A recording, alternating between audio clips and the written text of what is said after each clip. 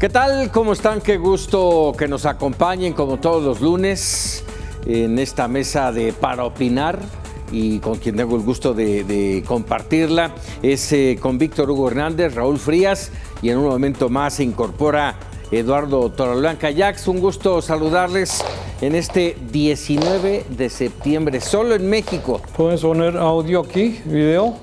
Sí, ahí estamos. Bueno, pues les decía, solo en México, 19 de septiembre, hoy recordamos tristemente los terremotos del 19 de septiembre de 1985, de 2017, y bueno, pues hoy le agregamos uno más, el del 2022, prácticamente igual que el 2017, tuvimos nuestro simulacro, todo muy bien, todo muy padre, regresamos a las oficinas y apenas unos minutitos después suena de nuevo la alerta sísmica, ahora sí en serio, de nuevo tembló, 7.7 grados Richter, más fuerte que el del 2017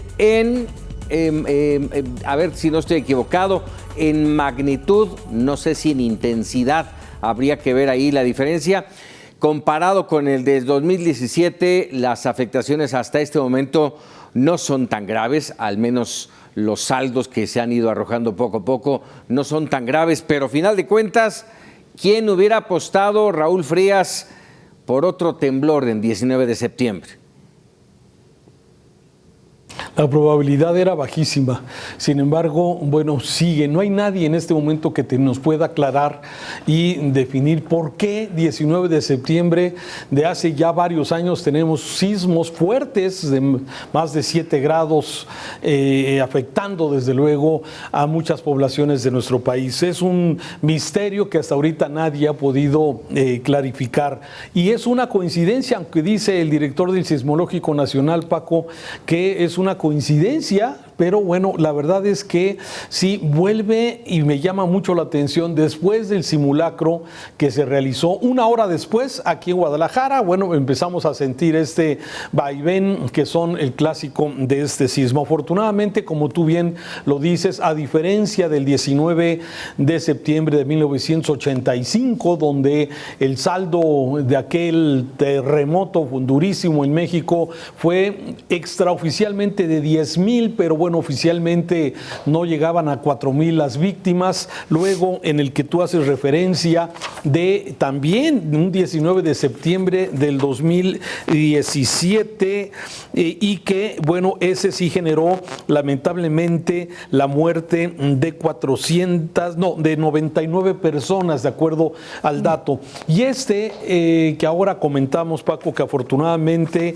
los daños que hasta el momento se han dado a conocer, digo hasta el momento porque hay todavía una zona del país que no tiene luz y que la misma Comisión Federal de Electricidad ya lo ha señalado, que es la parte de Michoacán, la parte de Colima, la parte del sur de Jalisco, en donde, bueno, están llegando reportes todavía de lo que ha venido sucediendo en esta zona. Un fuerte sismo que tiene como epicentro la zona sur del estado de Michoacán, y que lo sentimos en gran parte del centro y del occidente del país. Sí, justamente de ahí es donde nos hace falta todavía la información a este momento, es Cualcomán, en la zona del epicentro, ahí en la zona de Michoacán, es a 62 kilómetros de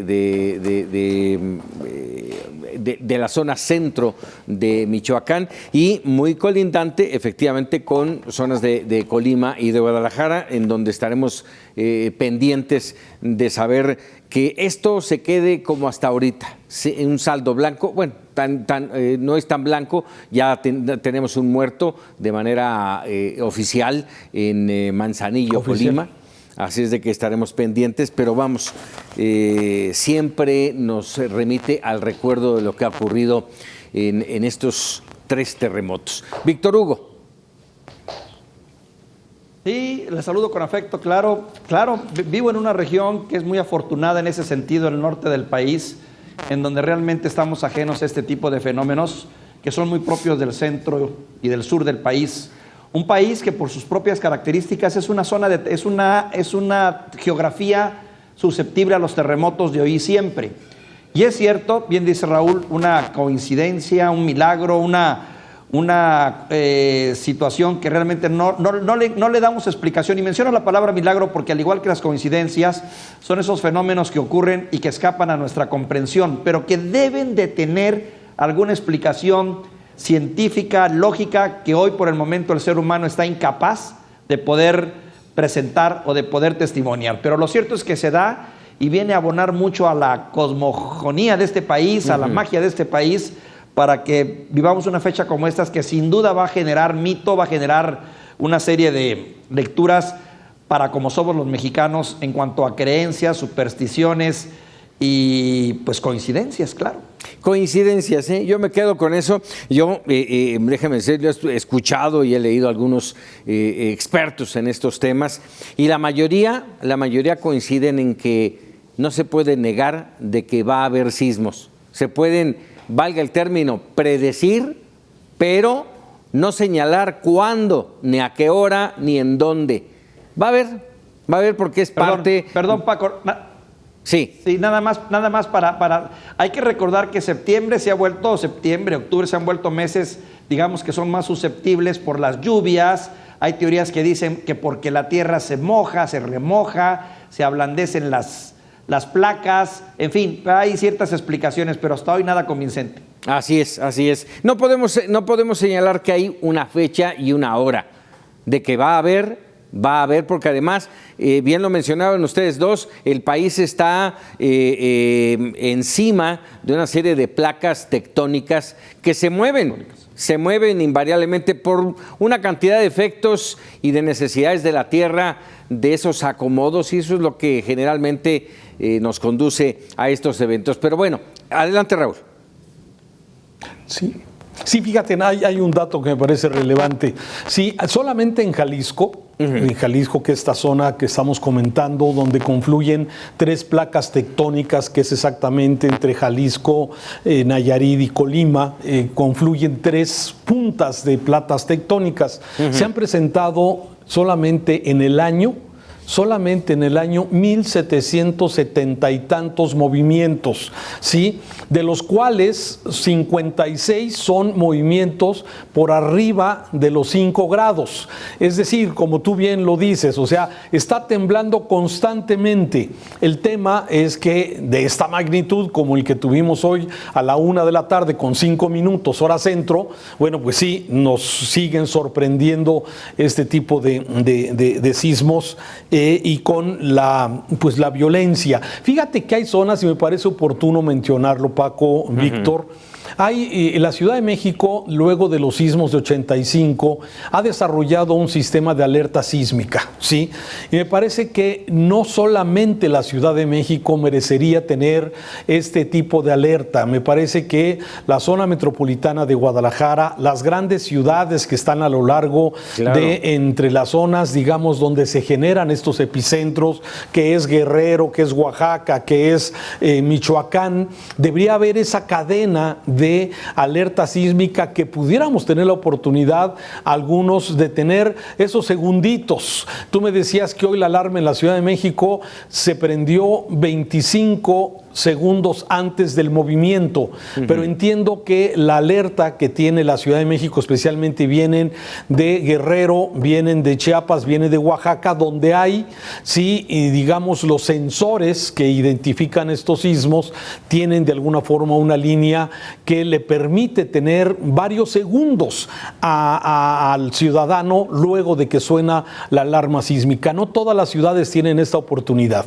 Sin duda, y son de 20 y hasta 120 segundos en lo que se puede, valga término, alertar, no alarmar, alertar a la gente de que viene un temblor y de cierta magnitud. Efectivamente, tengo entendido, no lo tengo seguro, si hay sensores en la zona de Michoacán, que fue donde hoy se gestó el epicentro del terremoto. Y hablaban ustedes hace un momento del tema de las fallas que tenemos, de estas placas tectónicas y todo esto. Nada más para que nuestro auditorio se quede con esa idea. En México se encuentra una zona de alta sismicidad debido a la interacción interacción de 5 placas. Estas placas tectónicas, evidentemente la de Cocos, la del Pacífico, la de Rivera, la del Caribe y habría que agregar aquí, por supuesto, la falla de San Andrés, esta que viene y que cruza también por la zona de California. Ya está con nosotros Eduardo Torreblanca Jax, si nos quiere comentar algo más. Adelante, Eduardo. Lo que sí me parece muy interesante y digno de analizar es por qué otra vez el 19 de septiembre. Sí, claro. No, pero déjenme una cosa, fíjense ustedes esta estadística del sistema de complejos, así es, sistema de complejos del Instituto de Física de la UNAM.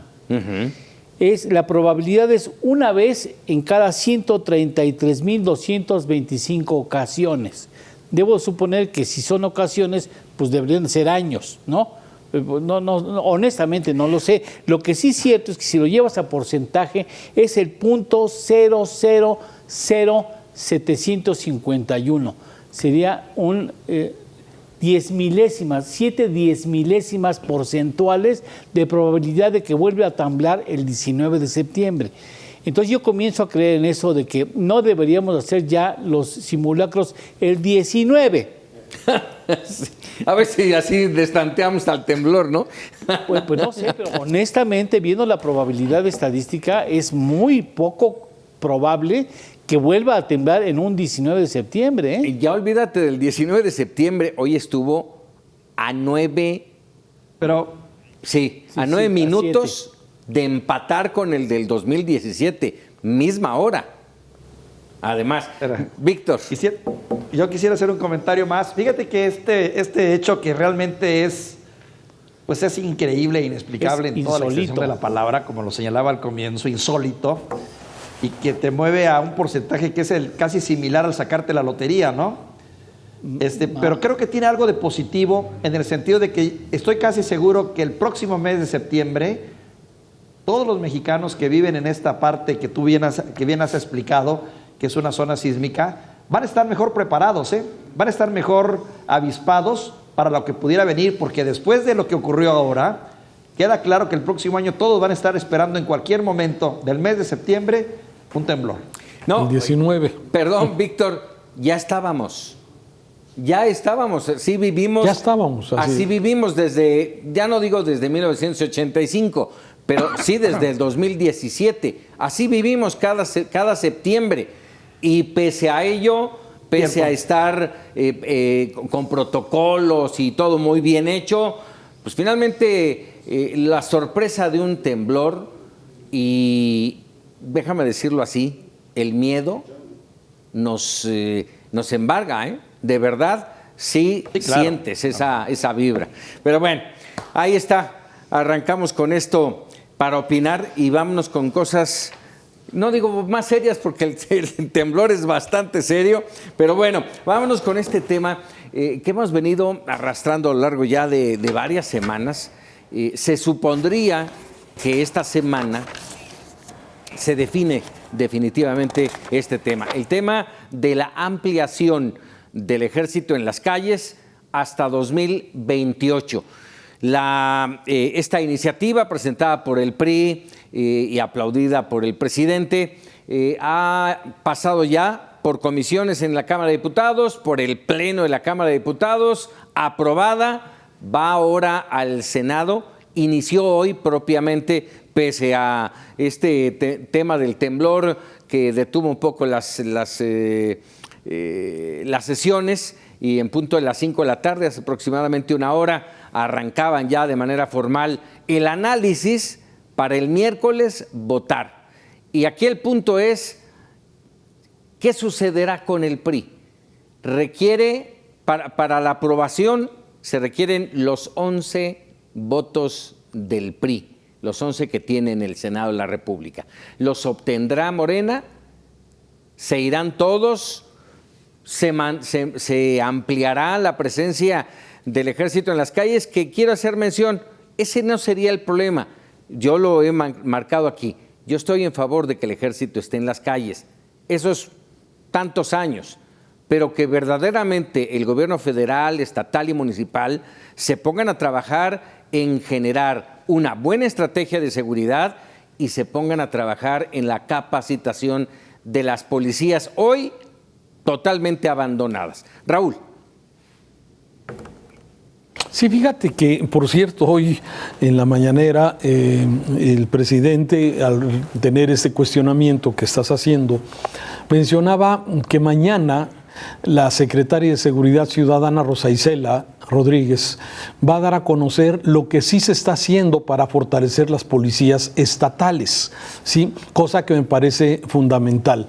Al igual que tú, me parece, y como muchos ciudadanos que lo han dado a conocer en las diferentes encuestas, ¿sí? La gente ante los hechos de violencia, ante la inseguridad, sí, bueno, sí, ha solicitado que los miembros de las Fuerzas Armadas participen. Sí, aquí la forma es exactamente lo que habría que ver, o sea, la decisión de mantener a las Fuerzas Armadas como inició Calderón, que tanto odia el presidente, y luego lo siguió Peña Nieto, y ahora este sexenio que el presidente López Obrador dijo en un principio que no estaba de acuerdo, fue fuertemente criticó esas decisiones de tener al ejército en actividades de seguridad. Y mira nada más cómo acabamos, no solamente con actividades de seguridad, sino metiendo a las Fuerzas Armadas en más de 20, así lo documentan, más de 20 actividades que nada tienen que ver con estos asuntos de seguridad. Y se ha venido militarizando una serie de actividades que le correspondían a la vida civil y que hoy, por decisión del presidente, se están dando. ¿Qué va a pasar, Paco? Sí, a ver, me parece que lo que menos están pensando los senadores y los diputados y el gobierno, no están pensando en la seguridad de Paco Ramírez, ni en la de Raúl Frías, ni Víctor, ni Eduardo, ¿sí? Están pensando en resultados de carácter político electoral y que le pueda venir resultando para los proyectos que hay adelante.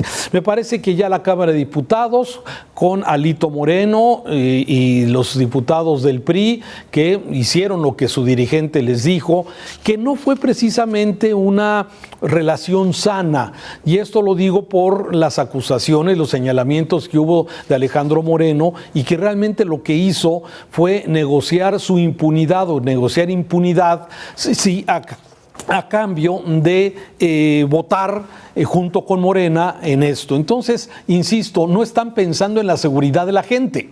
Pero, ¿qué va a pasar en el Senado? No estoy seguro que pase fácilmente. Lo que hemos oído de estos senadores, de los del PRI y desde luego de esa fuerza que se ha mantenido, digamos, como oposición, sí señalan que va a ser complicado de alguna forma que pase esta iniciativa. El mismo Monreal lo reconoce, que no hay consenso. Entonces creo que nos va más o menos diciendo hacia dónde va y dónde pudiera atorarse esto, aunque sigo pensando que hasta hoy es de pronóstico reservado lo que vaya a resultar del Senado. Así es. Víctor Hugo. Sí, coincido con Raúl. Difícil poder predecir exactamente qué es lo que va a ocurrir en el Senado porque depende de diferentes circunstancias. Es cierto, son 128 senadores, se necesitan 86 votos, por lo menos, para poder darle salida a esta iniciativa, ¿no? Las 2/3 partes. Morena junta con sus aliados algo así como 75 votos, le faltan 11 votos que difícilmente podría tener y que obligaría forzosamente a que todo el PRI respaldara esta iniciativa, cosa que se antoja un tanto difícil porque el PRI ha manifestado también su postura. Pero también es cierto que, mira, la política son luego asuntos que se discuten y se arreglan no frente a nosotros, sino a veces en lo oscurito. No sé qué tanto cabildeo y de qué nivel haya sido el cabildeo, o qué tanto, en pocas palabras, les hayan apretado un poco la mano, doblado el brazo a aquellos que ahora se oponen, con los argumentos que ya sabemos que bien podrían ser los mismos que en su momento se aplicó en el caso de Alito y de Moreira, ¿no? Que finalmente, pues sabemos, la gran mayoría de estos personajes tienen una larga cola y largas historias que pues bien pueden también determinar su vida pública o su vida política en el futuro. No lo sé porque al contrario también te debo decir que hoy más que nunca, gracias a las redes sociales, podemos saber exactamente cómo se mueve cada senador, cada diputado, cómo inclina o cambia la balanza. Pero sí, se antoja un tanto difícil, dado toda vez que también la semana pasada apenas los 21 senadores del PAN manifestaron su decisión que sería no. Entiendo que con el PAN no se va a contar, pero siempre el PRI será un gran enigma y será un gran, hasta el último momento, un gran misterio de qué lado podría alistarse e inclinar la balanza o no inclinarla. Sí, ahí lo triste de esta situación, Víctor, Raúl, Eduardo, es, a ver, si ya sabemos que así se manejan los políticos mexicanos, ¿cuántas cosas más seguirán guardadas o saldrán a la luz en escándalos que no progresan, que no llevan a la justicia, que se mantienen en la impunidad? Y aquí la pregunta es, pues no, que no son lo mismo que los de antes. Está trabajándose igual.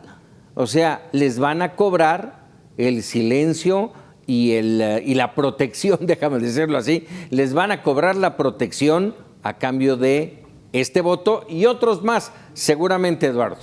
Mira, yo no sé si el PRI quiera anticipar su deceso con este asunto, porque se juega, sí, de lo poco que le queda de credibilidad se lo juega en esta ocasión. Ahora, yo no estoy versado en asuntos políticos, pero el cuerpo de Morena puede jugar a las inasistencias, o sea, si es 2/3 partes del Pleno, pues manda a la gente al baño, ¿no? O se ausenta de gripa, o lo saca en alguna comisión y entonces se reduce el número de votos necesarios. Ahora, independientemente de eso, yo creo que la ciudadanía no le interesa el asunto. A la ciudadanía lo que le interesa es que aumente la seguridad en las calles, en las poblaciones.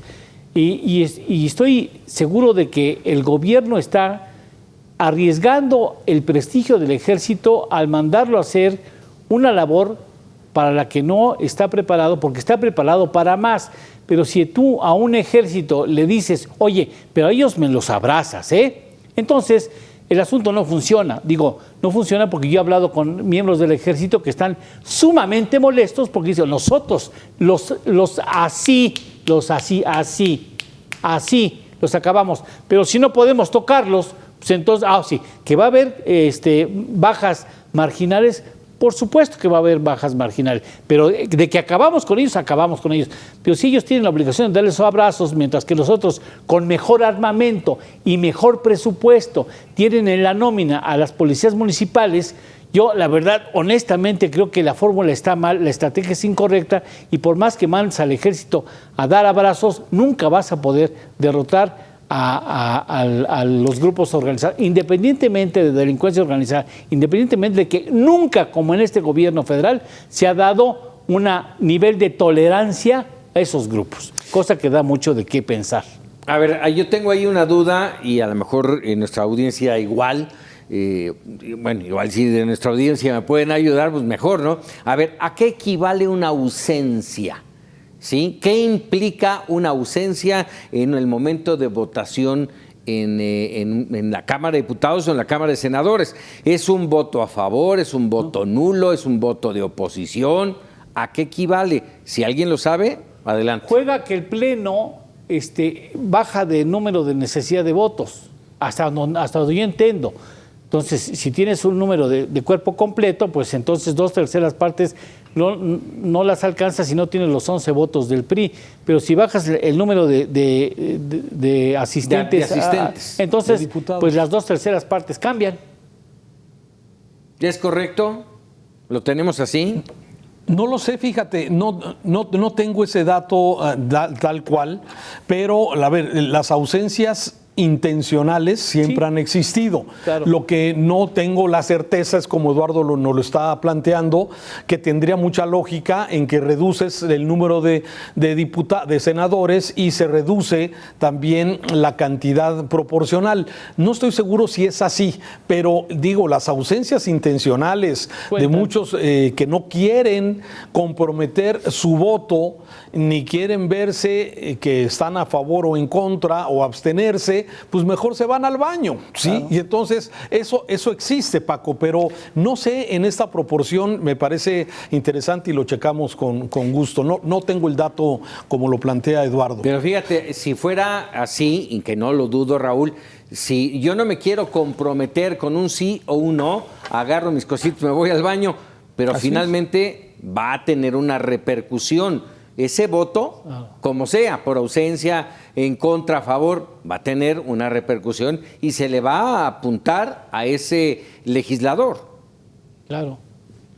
¿A favor o en contra? A favor o en contra, lo que claro. Dice Lalo, lo que dice Lalo tiene sentido, tampoco sé exactamente si se tenga que reducir, pero lo que sí sé es que la ausencia y las presencias cuentan a estas alturas y que una ausencia, salvo que sea por cuestión de estrategia política, como bien dice Lalo, que pueda ser parte de una estrategia para tratar de compactar más el tema de votación, tiene sus significados, y los significados para un senador o para un diputado en estos tiempos son muchos porque si es una ausencia con permiso, pues bueno, puede que seas parte del juego y seas premiado en el futuro, pero si es una ausencia en la que, porque una ausencia representa eso, evadir una responsabilidad.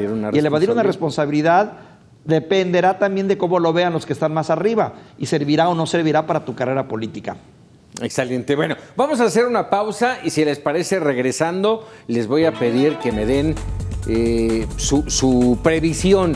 ¿Qué va a pasar el miércoles cuando se lleve a cabo la votación de esta iniciativa de ley? Estamos para opinar.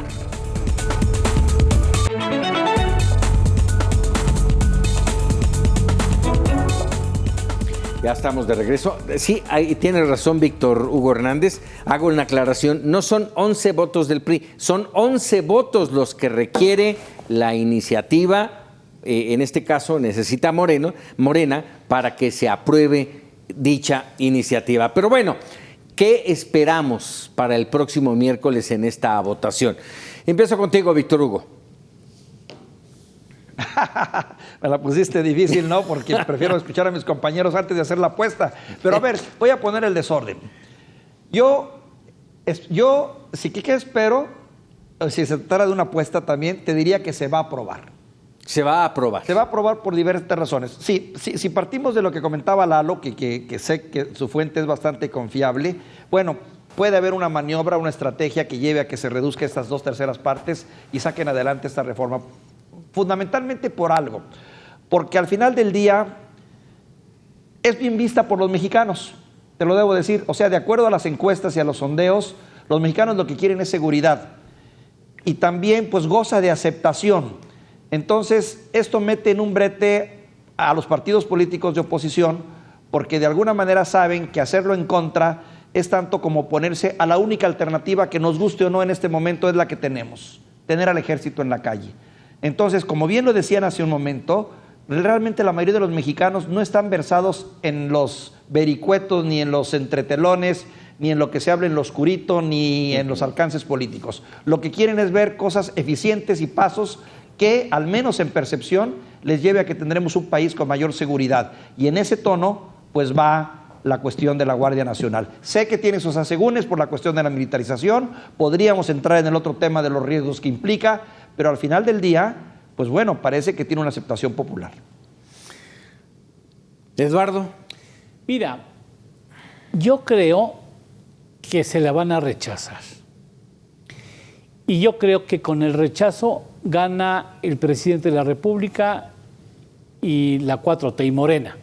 Porque siempre tendrán el pretexto de decir, no me lo autorizaron, esos tipos, ¿no? Conservadores, ¿no? Fifís, etcétera, etcétera, me negaron la posibilidad y por eso pues, estamos como estamos. Ustedes quieren. O sea, gana más el presidente si se la rechazan que si se la aceptan.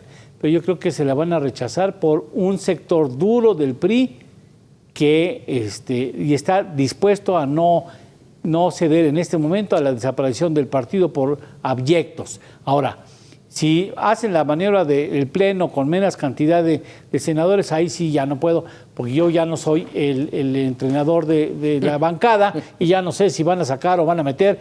Esa parte ya es jugar chueco, ¿me entiendes? En el béisbol, pero le gusta tanto al presidente, siempre hay pateadores de sacrificio. Pero ¿no? Tienen hasta donde yo lo entiendo, un muy buen estratega, un buen director técnico, como dirías tú en este momento, que se llama Miguel Ángel Osorio Chong.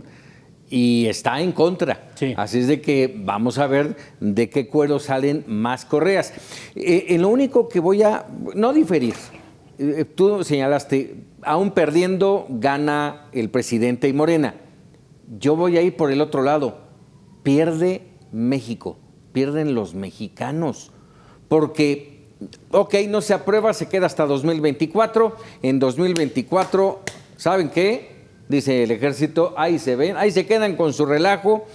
Y entonces, ¿quién le entra? Porque no va a hacer nada en estos 2 años, ni el gobierno federal, ni estatal, ni municipal, para capacitar y para poner una estrategia en orden. Así lo veo. Raúl. Fíjate que yo veo trampas en todo esto, ¿no? Una cosa es también lo que yo veo en el escenario que hay por delante y otra también es mi deseo. Sí, de alguna forma que también influye en lo que a veces quisiéramos que sucediera. Sí, a ver, la verdad es que creo que va a estar complicado que pase. O sea, si sigue digamos, esta unión de los senadores del PRI que no están de acuerdo con Alejandro Moreno, sí, va a ser difícil que pase, no tengo la menor duda, pero también el gobierno tiene todas las herramientas necesarias para poder convencer por las buenas, por las malas, por de cualquier forma, tienen todas las herramientas para poder mover hacia donde ellos quieren. ¿Qué es lo que en realidad me preocupa? Y creo que ahorita lo tocas bien. Me parece que no estamos pensando en el ciudadano, están pensando en lo que les va a redituar políticamente a ellos. Y yo veo 2 escenarios. Si no pasa, sí, el presidente no pierde, el presidente sigue ganando. Pienso igual que Víctor, no sé si fue Eduardo Víctor, que dice el presidente va a decir: yo sí lo intenté, pero ya ve, los conservadores no quisieron. ¿Sí? Entonces, ahí no se va a afectar, porque aparte llevamos ya 4 años en donde el tema de la inseguridad no mejora.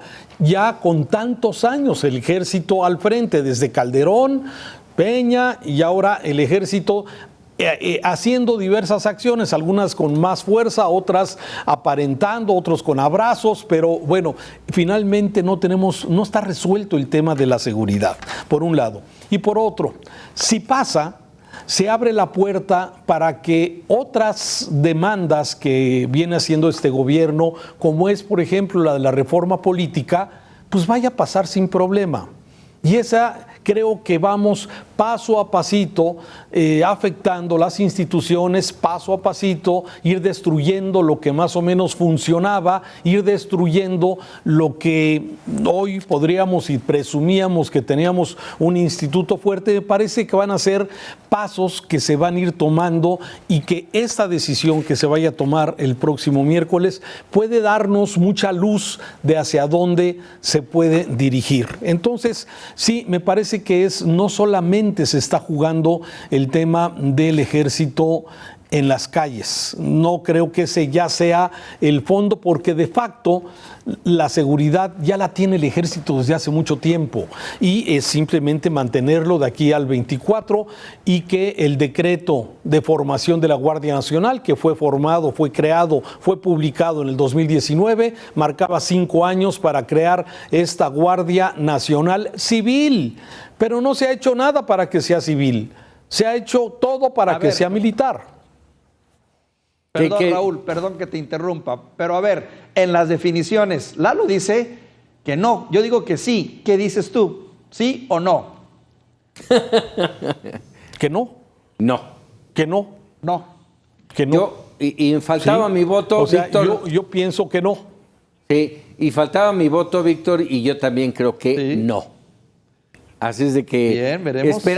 Esperamos tener razón y que las cosas se compongan para México, para los mexicanos. Va a ser interesante. Va a ser interesante, sin duda. En fin, hasta ahí lo vamos a dejar. Evidentemente estaremos muy pendientes de lo que ocurra a partir de hoy y hasta el miércoles en el Senado de la República, pero en donde también hubo cambios fue en el partido Morena. Ahora sí, me atrevería a decir que ya más enganchado, más envuelto en un partido político. El fin de semana tuvieron su Congreso Nacional y, parafraseando a Gibran Ramírez Reyes, un columnista de tintes morenistas sin duda, Me voy a permitir leer un fragmentito de su columna y a partir de ahí arrancamos con el análisis. Dice, sin advertirlo, titula la columna Refundación de Morena, cambiar para ser iguales. Sin advertirlo, Morena tuvo un congreso de refundación. El partido es ya completamente distinto al que llevó a López Obrador al poder. Y no tiene nada que ver con la asociación civil fundada en 2011 que aglutinó a buena parte de la izquierda mexicana. Importa discutirlo porque es el partido en el poder y porque es el que mayor financiamiento público recibe, pero también porque la organización condensó la esperanza de cambio de la mayoría y ha optado por dar la espalda a cualquier debate programático y tarea política que no sea la gestión oligárquica del poder. Si un análisis del presente y un plan de acción al respecto, como un cualquier partido normal, las vías para un cambio profundo lucen cerradas. También allí, a partir de ahora, la función de Morena se reduce oficialmente a celebrar el gobierno de los suyos y su oferta se centra en redención moral a cambio de obediencia y votos. Lo mismo que se ofreció a Alito es lo que dice Gibran Ramírez en su columna hoy y que, ha puesto más análisis y no solamente su entorno morenista. Raúl, tu punto de vista. A ver, pues sí. Morena se descompuso más rápido que otros. El PRI tardó 70 años. ¿Sí? El PAN, 3 sexenios.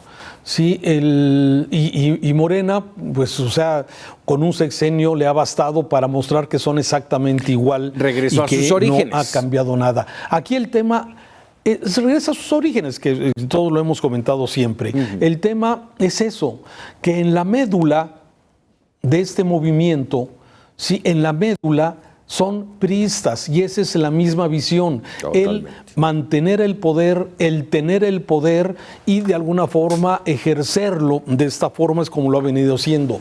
Yo no sé si el presidente López Obrador, sí, porque a veces pareciera como que ya no está, es el que ha logrado darle cohesión a todas esas corrientes que lo vimos en su momento, ¿sí? Pero el presidente López Obrador, yo no sé si de alguna forma realmente está metiendo la mano en este asunto, porque a veces pareciera que sí, y a veces me da la impresión como que ya lo superaron, digamos, los movimientos y los liderazgos de cada uno de esto. Porque lo curioso es que John Ackerman, Gibran, que estás mencionando, todos los que en un principio estaban encantados, fascinados con el presidente López Obrador y la posibilidad de que este movimiento se convierta en un partido con filosofía, con ideología, pero el presidente no hizo nada para lograr eso. El presidente fue el que logró cohesionar a esas fuerzas, pero no dio ideología. No me digas que el tema de no mentir, no robar y no me acuerdo qué, sus 3 dichos y 3 frases, sí, eso iba a ser la ideología de la 4T. La verdad es que lo que estamos viendo están regresando a esos orígenes. ¿Y qué estamos viendo?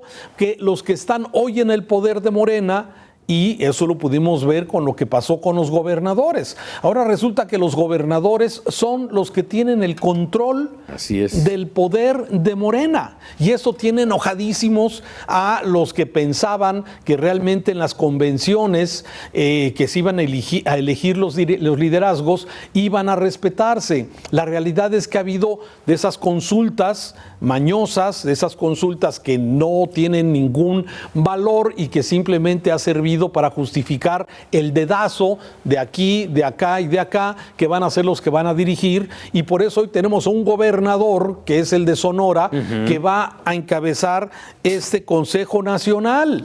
¿Qué tiene que hacer un gobernador como Alfonso Durazo, que tiene mucha chamba en su estado, por la inseguridad, por las broncas internas, por la cuestión de agua, por la cuestión de economía, ahora metido como presidente del Consejo Nacional de Morena?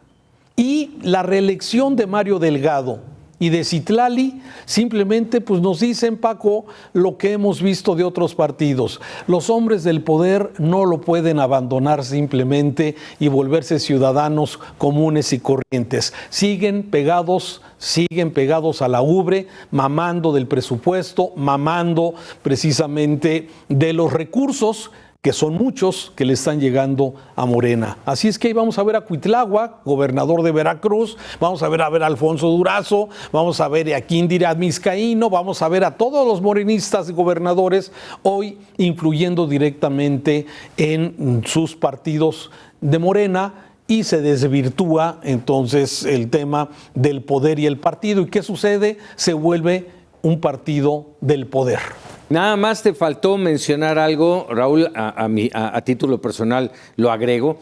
Sí, su origen, y eso lo comentábamos hace un momento, su origen es priista, pero no olvidemos que también su origen es perredista, y de ahí les vienen las tribus, la división, lo que finalmente los llevó a la bancarrota como partido. Entonces, también eso está gestándose al interior de Morena, y si hará falta alguien que ponga orden o se les va a ir de las manos. Eduardo. Mira, yo no aceptaría el término de partido, por principio de cuentas, sino un movimiento que fue recolectando inconformidades de todos los partidos, de todos los movimientos sociales, y que acaba reflejando los elementos caducos y echados a perder del PRI, del PRD, y recibe a las inconformidades de cualquier índole de los otros partidos políticos, que además hace alianzas estratégicas con pseudopartidos, ¿no? Entonces, cuando tú tienes en la cabeza a alguien que tiene escasas alcances de mira, pues la verdad, honestamente, difícilmente puedes tener algo medianamente congruente en las manos y obtener algún resultado medianamente decente. Y el asunto de la política dentro de Morena está como la economía hecha mengambrea, y la verdad es que hace mucho sentido lo que algunas personas del análisis político dicen. La nomenclatura, efectivamente, como decía Monreal, la nomenclatura ha tomado ese movimiento y no está dispuesto a cederlo a nadie más. Dudo que el gobernador de Sinaloa o Sonora, de Sonora tenga capacidad para tratar de enderezar eso cuando tiene otras responsabilidades principales con su electorado y un estado que tiene mucho que dar para el país, en lugar de andarse metido en las grillas de Morena. Y eso hace de la improvisación que no lleva a ningún lado, porque como no tienen estrategia, no tienen consistencia ideológica, difícilmente van a obtener algo medianamente coherente de ese movimiento que dicen que es partido. Eso sin contar que también es el coordinador de Litio MX, más chamba. Si no puede con la que le corresponde de oficio, pues menos con los demás. Víctor Hugo, rápidamente contigo. Pues difícil no coincidir con lo que dice Raúl, lo que dice Lalo. Me viene un poco a la mente lo que era el movimiento revolucionario, ¿no? Una bola, ¿no? Era la bola. Era ese movimiento revolucionario, ese grupo ingente que en su cantidad, en su repercusión social, logró un cambio en este país. De algún modo, Morena es algo similar. Es también un movimiento, coincido con Lalo, no es todavía un partido, no ha logrado dar el paso a un partido, precisamente por la manera como está conformado y como se ha ido integrando a lo largo de los años. Sin embargo, no deja de ser inquietante. Dice Raúl, 70 años le costó al PRI para demostrar que eran lo mismo, 3 sexenios al PAN y 1 solo a Morena para demostrar que es lo mismo. Pero en contrario diría que este movimiento o partido, quien lo quiera ver como un partido, en menos de 20 años, en menos de 12 años, 12 años, ha logrado ganar, ¿qué? 20 gobernaturas y un mundo de puestos menores. Entonces, evidentemente no estamos ante algo menor. Es un movimiento fuerte, indudablemente social, que no ha logrado esa cohesión, pero que obedece a la misma narrativa de la política mexicana, porque no es exclusiva de los priistas, es la cultura de los políticos mexicanos que se ha hecho y desarrollado desde la Revolución, que era irse repartiendo el pastel, dándoselo a los poderosos, marcando narrativas en donde los gobernadores llevaban la batuta, en este caso los gobernadores la continúan. Caray, bueno, pues ahí estaremos pendientes de ver cómo se estructura todo esto. Estaba yo tratando de recordarme de este diputado del PAN que la semana pasada hablaba justamente del paso de Alfonso Durazo, de aquel secretario, era secretario particular, si no mal recuerdo, no sé si de Fox o de Fox, ¿verdad? De Fox, y decía, no fue tan malo finalmente, porque aquí lo hicieron secretario de Seguridad Pública, lo han hecho gobernador, y vamos, esto no es más que ser coherentes en algunos casos y ser oportunos. ¿Por qué lo digo? Porque hay otros dos personajes que voy a mencionar ahora que aprovecharon la oportunidad de Morena y después, creo yo, que fueron coherentes con su historia. Por un lado, Germán Martínez Cázares, exdirector de IMSS y, renunció al cargo y ahora está en el Grupo Plural. Sí, es un combativo diputado del Grupo Plural. Senador, perdón. Y por el otro lado, Lili Téllez, también se le abrieron las puertas de la oportunidad con Morena, ya no estuvo a gusto, a lo mejor fue congruente y se retiró y hasta donde entiendo está en el PAN. Así son las cuestiones políticas, es donde puedo estar, donde me acomodo y donde puedo tener más poder. En fin, vámonos. Y también en los medios de comunicación. Bueno, por supuesto. Pero bueno, vámonos rápidamente porque ahí ya nos queda muy poco tiempo y viene el tema. Lalo, te pedimos tema de presupuesto y la invitación que hace Estados Unidos a México para unirse en este tema de los microchips que le han pegado al mundo con el tema de la pandemia y lo que estaba pasando en China. Comienzo con la parte más importante. La pandemia demuestra que la forma en que se ha organizado la economía global tiene algunas áreas de oportunidad para hablar en positivo. Y eso significa el tener a tus proveedores más cerca geográficamente hablando y tener la confianza, la credibilidad, la confianza, la certidumbre de que te van a abastecer lo que necesitas para armar tu plantilla y que no puedes depender de terceros, sobre todo cuando están tan lejos. Entre ellos, el asunto de los microcomponentes o microchips. Bueno, se dan cuenta que el 87% de la producción de estas están en la esfera asiática, entre China, Taiwán y Corea. Se despachan el 87% de la producción.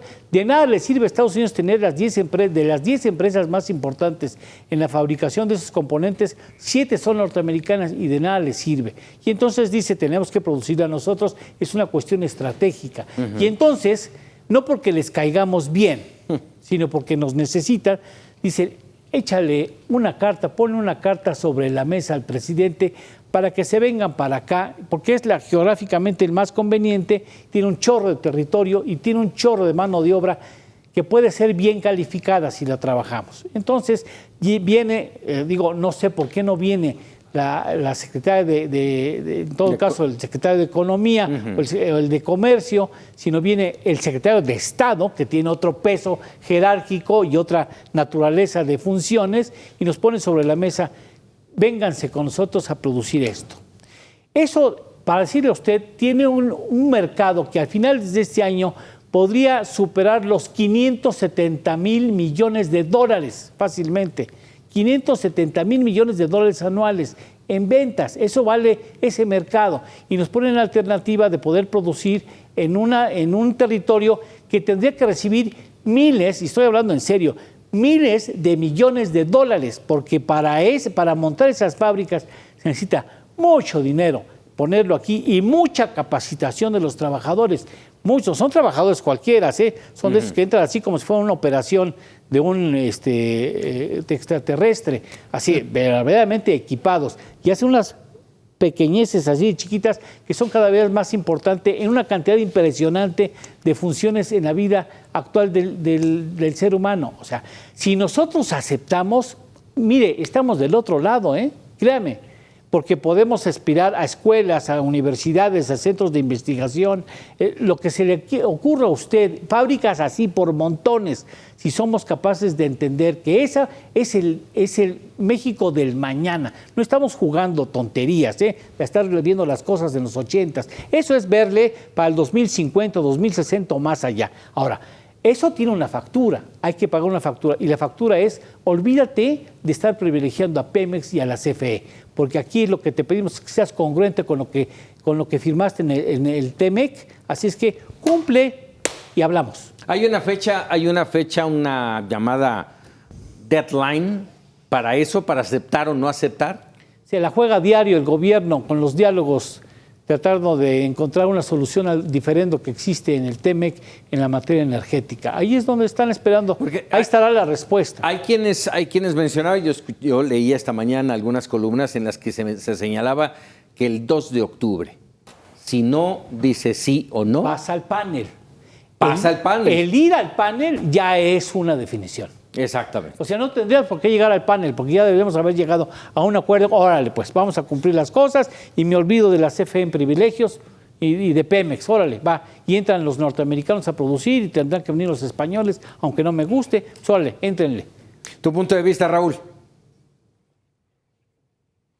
Fíjate que, bueno, totalmente lo que dice Eduardo me parece un tema fundamental, a poder aprovechar la posición geográfica que tiene nuestro país, compartir esta frontera de 3,000 kilómetros me parece un tema fundamental, pero parece que todo mundo lo ve menos quien lo tiene que ver, ¿sí? Entonces, me parece que le seguimos dando, seguimos cucando de alguna forma el tema de la inversión, seguimos jugando con el tema de la confianza, que me parece, y seguramente Eduardo nos puede confirmar mucho esta parte, sí, la confianza es un tema fundamental para que las inversiones lleguen a nuestro país, y si no hay confianza, pues no van a llegar, y una primera acción que se tomó hace ya 4 años, que fue cancelar el aeropuerto de Texcoco, ha traído repercusiones muy fuertes. El otro día escuchaba una conferencia de José Ángel Gurría con los 300 líderes más importantes, una conferencia que habla de eso. O sea, todo empezó a descomponerse a partir de que el presidente electo López Obrador empezó a cancelar el aeropuerto. De ahí se vino